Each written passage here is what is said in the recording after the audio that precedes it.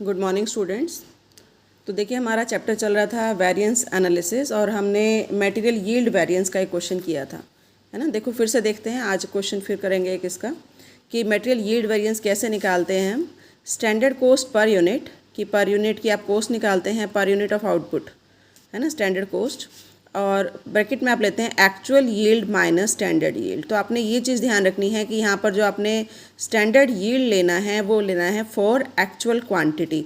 Actual yield तो है ही actual quantity के लिए, है ना। एक्चुअल यील्ड भी for actual quantity, standard yield भी फॉर एक्चुअल क्वांटिटी। और स्टैंडर्ड कॉस्ट कैसे निकालनी है कि पर यूनिट ऑफ आउटपुट। देखो स्टैंडर्ड यील्ड कैसे लेना है आपने फॉर एक्चुअल क्वांटिटी, और ये कैसे निकाला जाता है कि standard yield from standard quantity, है ना। जैसे आपकी स्टैंडर्ड क्वांटिटी है 2000 यूनिट्स, 2000 किलोग्राम, उससे आपका स्टैंडर्ड यील्ड कितना है और आपने स्टैंडर्ड क्वांटिटी कितनी यूज़ करी और एक्चुअल क्वांटिटी आपने कितनी यूज़ की। जैसे सपोज़ आपने 2000 किलोग्राम यूज़ किया, आपका प्रोडक्शन हुआ सपोज़ 200 यूनिट्स, तो यहाँ पे आप लोगे 200, है ना। और एक्चुअल क्वांटिटी हो सकता है 2500 हो, है ना। तो यहाँ पर आप लिखेंगे स्टैंडर्ड यील्ड आपकी 200, स्टैंडर्ड क्वांटिटी 2000, एक्चुअल क्वांटिटी 2500। तो इस तरीके से आपने निकालना है क्या, standard yield. I think clear हो गया होगा कि स्टैंडर्ड यील्ड हमने निकालना है फॉर एक्चुअल क्वांटिटी। तो यहाँ पर हम लिखेंगे standard yield from standard quantity की जो स्टैंडर्ड क्वांटिटी आपकी थी उससे आपका कितना प्रोडक्शन होना चाहिए था, divided by standard quantity into actual quantity. और एक्चुअल यील्ड जो हम लेते हैं, yield means production, actual yield या एक्चुअल आउटपुट आपका होता ही फॉर एक्चुअल क्वांटिटी, ये तो लेना ही है। स्टैंडर्ड कॉस्ट कैसे निकालेंगे कि standard cost of standard quantity जो आपने यूज़ की डिवाइडेड बाय जितना आपका आउटपुट हुआ, मतलब जितनी यूनिट्स का प्रोडक्शन हुआ उसे आप डिवाइड करेंगे तो आपका आ जाएगा स्टैंडर्ड कॉस्ट। आप देखिए जैसे बताया स्टैंडर्ड क्वांटिटी पर यूनिट। अगला ये क्वेश्चन स्टार्ट हुआ है, देखिए इलस्ट्रेशन नंबर 7।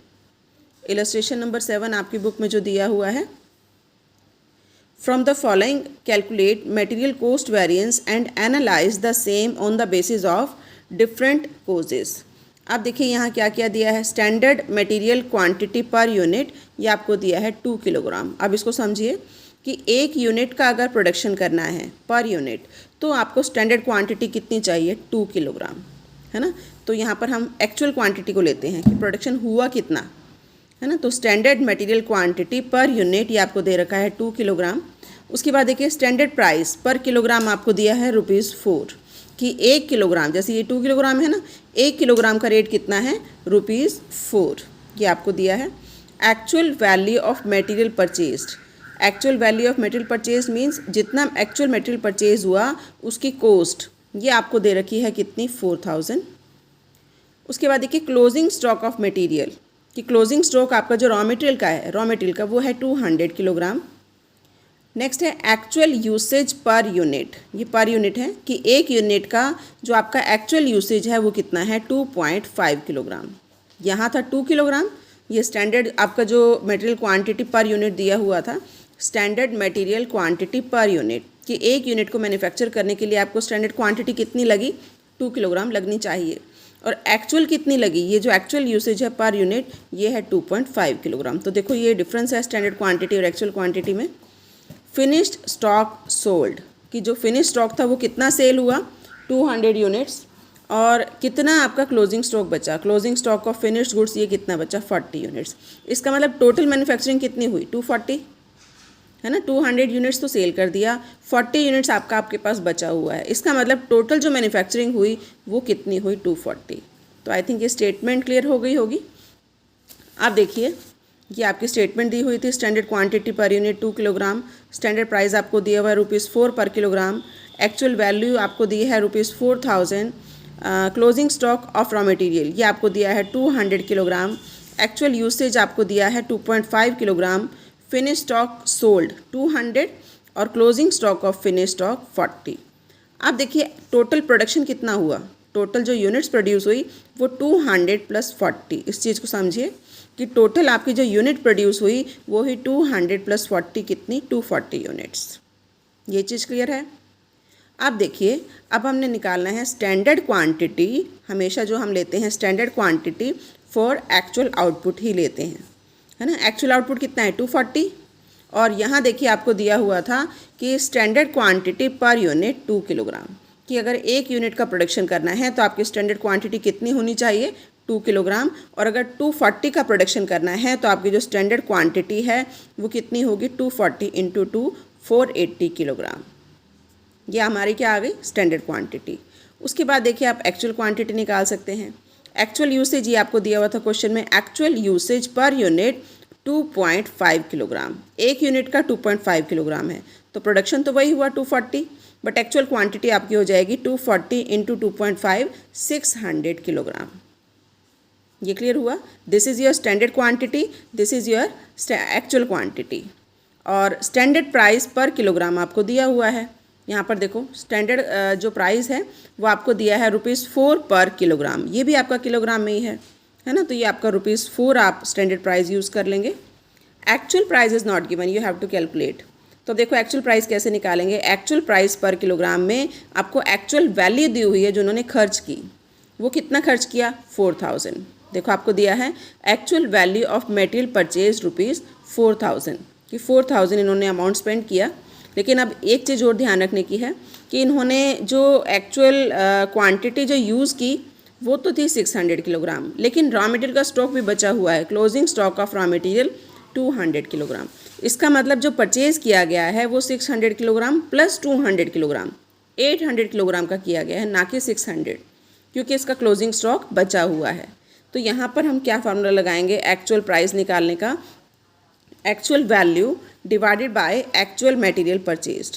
तो एक्चुअल वैल्यू कितनी है आपकी 4000, और एक्चुअल मटेरियल कितना परचेज़ किया 600 किलोग्राम, तो ये यूज़ किया, प्लस 200 किलोग्राम क्लोजिंग स्टॉक बचा हुआ है, तो ये आपका हो गया 800 किलोग्राम, है ना। तो ये आपके पास क्या आ गया अब एक्चुअल वैल्यू, और we can say actual price per unit 4000 divided by 800 ₹5 पर किलोग्राम, ये रेट आ गया। तो आपके पास अब चारों चीज़ें हो गई, standard quantity, actual quantity, standard price, actual price. तो वो जो 4 वेरिएंस हैं वो आप निकाल सकते हैं। मटेरियल कॉस्ट वेरिएंस, जिसका फार्मूला क्या है standard quantity into standard price minus actual quantity into actual price. Standard quantity अभी हमने निकाली 480, स्टैंडर्ड प्राइस कितना था ₹4, एक्चुअल क्वांटिटी 600, यहाँ क्लोजिंग स्टॉक नहीं लेना है ना, 600 इंटू एक्चुअल प्राइस 5। इसको सॉल्व किया, ये आपके आ गया 1080 एडवर्स।